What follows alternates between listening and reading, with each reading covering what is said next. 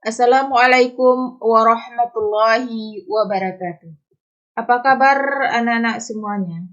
Mudah-mudahan anak-anak ibu dalam keadaan sehat dan tetap semangat untuk mengikuti pembelajaran jarak jauh ini. Hari ini kita bertemu kembali dalam pembelajaran pendidikan agama Islam dan budi pekerti kelas 4 sekolah dasar. Pelajaran kita hari ini adalah mengenai tata cara tayamum. Baiklah Ananda, sebelum kita lanjutkan pelajaran kita hari ini, mari kita berdoa sebelum belajar. Berdoa mulai. A'udzubillahi minasyaitonirrajim. Bismillahirrahmanirrahim. Rabbishrah li sadri wa yassir li amri wahlul 'uqdatam min lisani yafqahu qawli. Amin. Baik, silahkan Ananda persiapkan alat tulisnya. Ketika menonton video pembelajaran ini nanti, jangan lupa untuk mencatat materi kita hari ini dalam buku catatan PA ini. Tahukah anak-anak ibu apakah itu tayamum? Tayamum merupakan keringanan yang Allah berikan bagi orang yang kesulitan mendapatkan air atau bagi orang yang tidak diperkenankan menggunakan air karena sakit.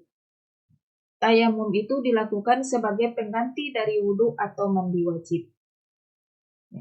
Jadi, tayamum ini kita laksanakan ketika kita tidak menemukan air. Kita ingin melaksanakan sholat, ingin mengaji dan lain sebagainya. Tetapi setelah dicari-cari air tidak ada, maka boleh kita ganti wudhu kita itu dengan tayamum. Begitu juga ketika ada anggota wudhu kita yang sakit, yang tidak boleh terkena air, maka kita gantilah wudhu kita dengan cara bertayamum. Anak-anak ibu yang ibu cintai, tayamum itu diperbolehkan apabila yang pertama tidak ada air. Kita sudah berusaha mencari air, tetapi tidak mendapatkannya, sedangkan waktu sholat sudah masuk, maka kita boleh melaksanakan tayamum.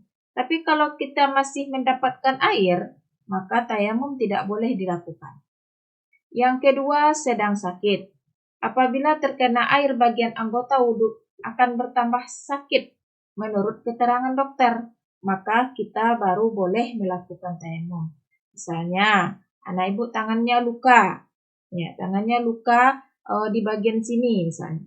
Yang kata dokter ini dalam 3 hari tidak boleh terkena air. Kalau kamu ingin cepat sembuh, maka oleh karena itu, ketika kamu ingin melaksanakan sholat, maka kamu bisa mengganti wudhunya dengan bertayamum. Yang ketiga, dalam perjalanan atau musafir dan sangat sulit mendapatkan air. Ketika kita melakukan perjalanan, tidak menemukan air, maka kita boleh bertayamum. Tetapi kalau kita menemukan air, kita tidak boleh bertayamum. Selanjutnya, bagaimanakah cara melakukan tayamum? Sudah adakah anak-anak ibu yang tahu bagaimana cara bertayamum?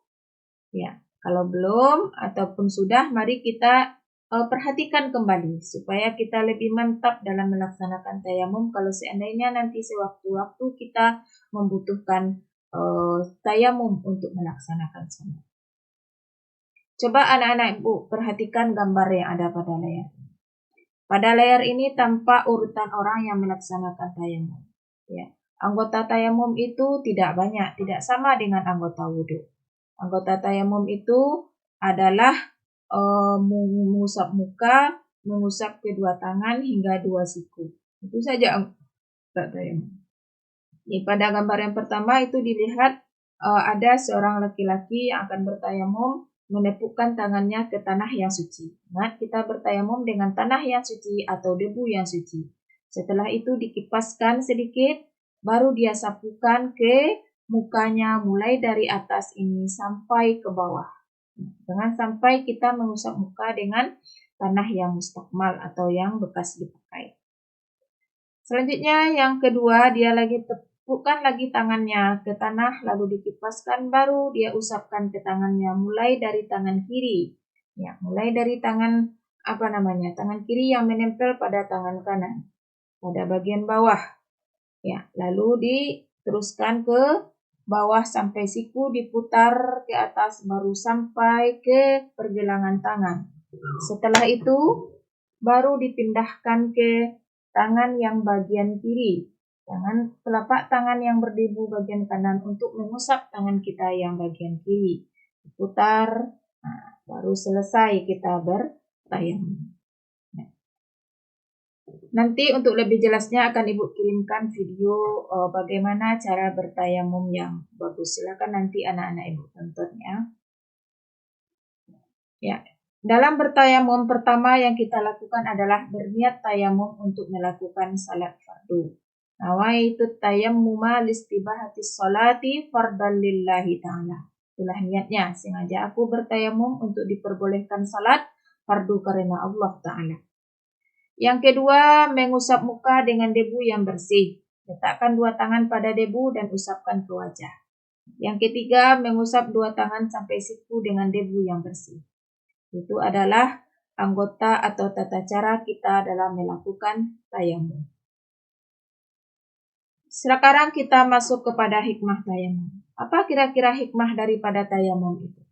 Hikmah dari tayamum adalah yang pertama, untuk menunjukkan sifat Rahman dan Rahimnya Allah Subhanahu wa Ta'ala, bahwa syariat Islam itu tidak mempersulit umatnya. Ketika kita diperintahkan untuk sholat, wajib kita laksanakan, tidak boleh kita tinggalkan apapun alasannya. Tetapi ketika kita tidak menemukan air, maka kita boleh mengganti wudhu kita dengan tayamum, dan kita bisa melaksanakan sholat. Yang kedua, hikmah yang terdapat pada tanah sebagai pengganti air untuk bersuci. Antara lain adalah tanah mudah didapat dan juga dapat melemahkan nafsu amarah kita. Kenapa? Karena tanah yang biasanya kita injak pada saat tayamum harus kita sapukan pada wajah kita. Ini berarti menuntut keikhlasan dan kesabaran kita. Tapi ingat, tanah yang digunakan bukan sembarang tanah saja, adalah tanah yang suci yang belum terkena najis. Yang ketiga, menyadarkan akan asal manusia diciptakan, bahwa dirinya itu adalah diciptakan dari tanah. Kita diciptakan dari tanah, akan kembali kepada tanah, maka tidak ada yang bisa kita sombongkan di atas dunia ini.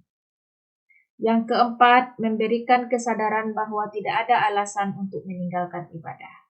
Ya. Kalau seandainya tidak ada tayamum untuk wudhu, mungkin kita akan beralasan, air tidak ada, lebih tidak salat saja.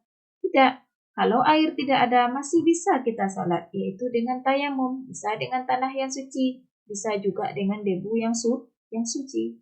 Ya, jadi tidak ada alasan kita untuk meninggalkan ibadah salat. Nah, salat itu merupakan suatu yang wajib yang tidak boleh kita tinggalkan apapun alasannya. Baik, Ananda semuanya, bisa dipahami pelajaran kita hari ini? Ya, mudah-mudahan Ananda bisa memahaminya dan bisa mempraktikkan tayamum. Untuk membantu Ananda nanti akan Ibu kirimkan satu video lagi tentang praktek tayamum. Ya, silakan nanti Ananda praktekkan dengan orang tuanya di rumah bagaimana bertayamum yang benar. Akhirnya Ibu sudahi pelajaran hari ini dengan mengucapkan Alhamdulillahirabbil alamin. Tidak lupa Ibu ucapkan terima kasih kepada orang tua yang sudah mendampingi dan membantu membimbing anak kita belajar di rumah. Akhirnya saya sudahi pelajaran kita hari ini dengan mengucapkan Assalamualaikum warahmatullahi wabarakatuh.